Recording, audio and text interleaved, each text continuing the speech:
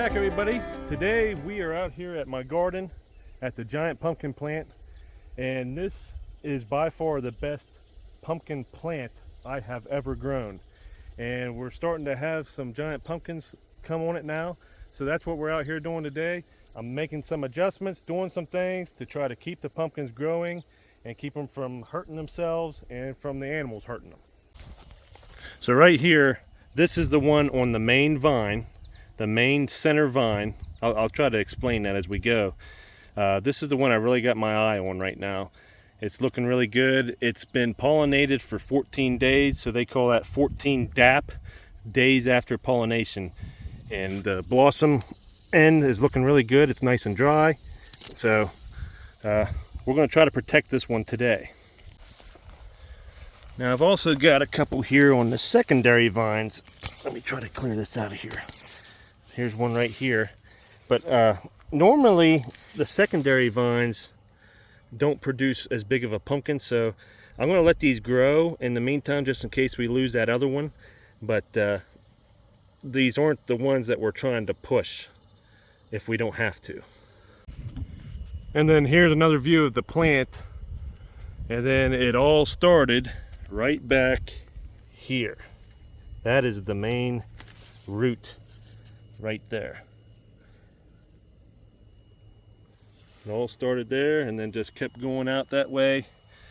And then you have your main vine going right down the center, and then you have secondaries coming off, and then you'll have tertiary vines coming off the secondaries too, which some guys cut them off. Right now I'm just leaving them.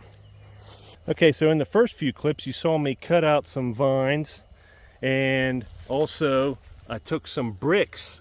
If you can see right there, I put a brick underneath the vine right there on that side, and then I put one back here on this main vine. And the reason for that is it lifted this stem of the pumpkin up, because that's what we need. We need that stem to be up, and I'm going to try to lift it up some more as time goes on. But that's why I did that, to keep that stem from breaking and the pumpkin breaking itself, because it's going to start really going quick. I just took a picture, I posted on Facebook of the difference in 2 days, and it's very noticeable. And then the reason I cut out the vines is we're just trying to make some room here. So the next thing I'm going to do is put some sand down, and what the sand does is gives it a nice smooth surface for it to keep expanding and moving on, and it also keeps it dry and keeps it from molding and rotting on the bottom. Okay, so I just get a bag of regular play sand. Like I said, we're just going to cut it here and then spread it out all over to give this pumpkin a good base.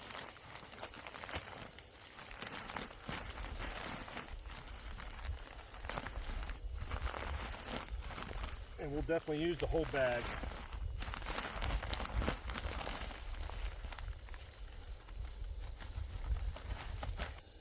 Real easy. And get it underneath.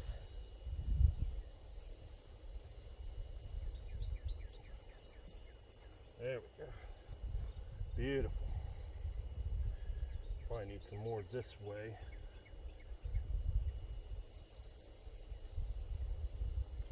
Okay. Like I said, that'll help it give it a nice dry place. All the it'll drain, and then it'll give it so it can slide across there and not scratch itself up as it's growing. Okay, so next up I am going to set up a little canopy to shade the pumpkin. And what that does, if you can shade the skin of the pumpkin as it grows, it'll keep it from drying. That way it doesn't crack as it gets bigger. So I've got these little T-posts and then this little canopy tarp thing, and I'm going to try to shade it and keep the sun off of it.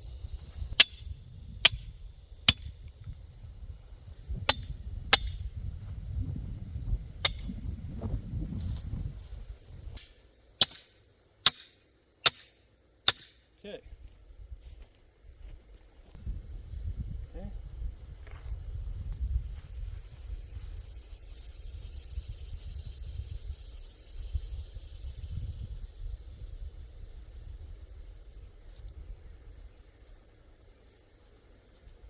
that.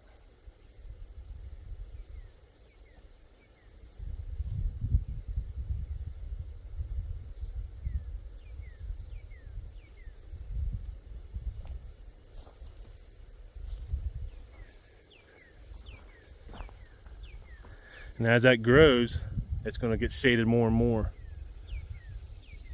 So I showed you the main vine, the stump, where the plant started coming up out of the ground. But that's not the only place where the pumpkin's being fed nutrients from the roots.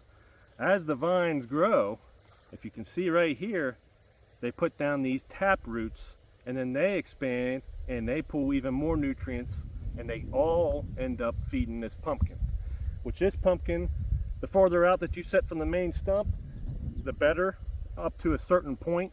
This one's about 15 to 20 feet away from where the plant originally started at the main stump. And that's in a pretty good spot for growing. Okay, so the last thing I'm going to do here is try to fence this in the best that I can. I've never seen a groundhog around here till this year, and it chewed up one of these other pumpkins that started on one. It was on a secondary vine. So I just want to kind of block this pumpkin as much as I can. If they get to it, they're going to get to it, but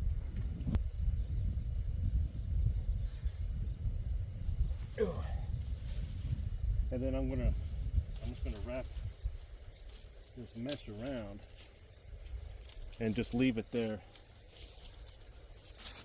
Tuck it right here.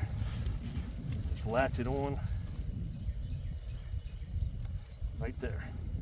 And that shouldn't go anywhere. Perfect. Now I didn't want to mess with it anymore, and especially I didn't want to mess around here, but I would like to get that right there so that I can shade that. So I think I am going to pound that in. That shouldn't affect that main vine. Whoop. But then we'll give it even more shade because it's not hitting right now.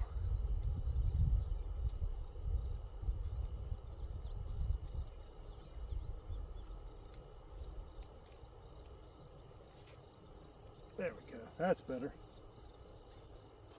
So this has been the best pumpkin I've ever grown so far, and this has been the least amount of work I've done to a pumpkin. And right here I'm just spreading some fertilizer, just spreading it all over, because like I said, all those tap roots collect moisture or nutrients, and then it's supposed to rain today and tomorrow, and I haven't watered this thing. This has just been all growing by itself. Okay, so now we have our pumpkin pretty well set up to just continue to grow, and hopefully it's safe now. I've always enjoyed doing this since I was a boy, growing pumpkins, and I just want to beat our record from 2021. We grew a 138-pound pumpkin, and at the pace that this thing's going, I think we're going to beat that record within the next week or two. So we'll keep you updated. Be sure to subscribe and like the video if you want to see more. And until next time, thanks for watching.